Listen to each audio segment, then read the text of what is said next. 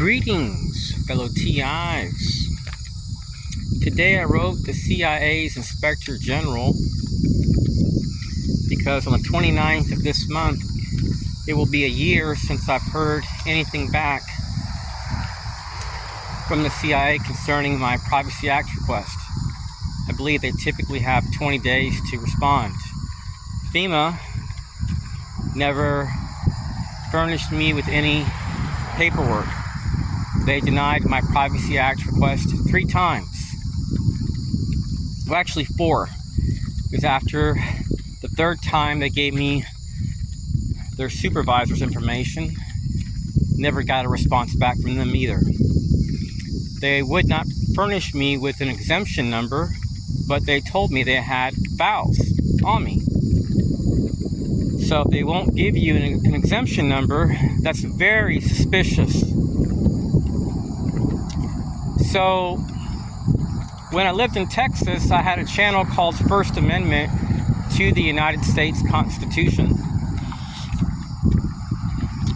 I was threatened about my videos, so I unlisted them and placed them on a channel called City of Austin Video Files. So you can go on YouTube, type up City of Austin Video Files, and scroll down to the very bottom of that playlist, and you'll see a picture of me behind a blue background, and it says City of Austin. Click on that playlist and scroll down, and you'll see a picture of 2 guys wearing black. And I was being confronted by people that work with the Citizens Corps programs and local police, Citizens on Patrol, community engagement groups, even members of the Army Infusion Center. So the Citizens Corps partners are many, and when you're in this, you may be confronted by a variety of different civic groups, and they bring their kids. They may come with lots of veterans that are retired military, that are aide business vendors, that are tied to the CIA and other federal agencies. Targets are denied help from police chiefs, police, constables, sheriffs, county attorneys, state attorneys. These people will work to protect their stakeholders and their constitutional rights versus yours. So the government does not want to take any accountability, so they conceal these activities, and they're based on deniable plausibility, learned helplessness, demoralization, warfare, Stasi strategies based on Zersetzen, decomposition of the mind. They want to make you sick by doing street theater and outsourcing and following you around and treating you like you're a threat and slandering you to your neighbors. A while back, I remember I was on this bike path, and when I got to the front entrance of where I lived at, I was surrounded by a group of people that are all veterans. Little by little, I started gaining their tags, seeing where they lived at. And when I ran their tags, I discovered that every one of them is a veteran. And there were days where I would get to the front entrance of where I live at, and I would see a person wearing a blue shirt going this way, that way, this way, that way. And I would see a U.S. government vehicle in the front area where I live at. And when I shared the footage, the first thing I was told that this is a sign of street theater. Role players, surveillance workers, this is what they do. CIA contractors. So they try to gaslight you and make you sick. They don't want you to enjoy your life.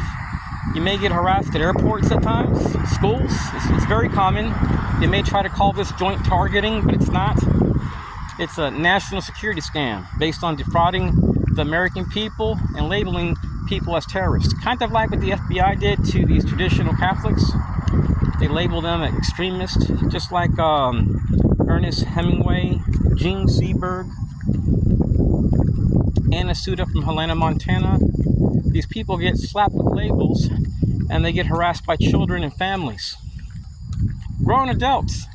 These people bring kids, and they'll slander you. They'll use people, typically all these people they use will have a top secret clearance. They're veterans. And if they're being paid some money, they'll go along with this. These people will do things that you can't even imagine to destroy your life. So it's really important that you carry a body camera with you wherever you go. They may convince people in stores to harass you. I've seen it where they've come in black SUVs. And I had a store manager that confronted me in Texas at a store called Target, where I buy my groceries. And they had told me this is no joke, in a month, 3 times, people came in and were asked to whistle close to my face.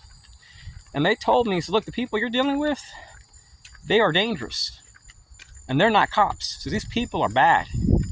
And what they're doing is trying to get other people to do their bidding so something happens to them. And they don't want that they didn't want that in that store. They told me, look, I was welcome to come there, but they told me that when I come there to call them so that way they can actually make sure that security was close by. Because they told me what I was experiencing was definitely wrong. And I shared my business card, and the assistant store manager told me the cops are supporting what you're going through. The local police were supporting it. They were concealing it and allowing it to occur. So it's really sad, fellow TIs, that when you're a target, you can't trust any veteran, not a single one. You can't trust cops. You can't trust business owners. You can't trust nobody because they harass you where you eat, where you shop. And it may not be every time. They may take breaks because they know that you're being watched. When you complain about this, people will end up watching you. But sometimes the same people which end up watching you are the same groups which are behind this mess.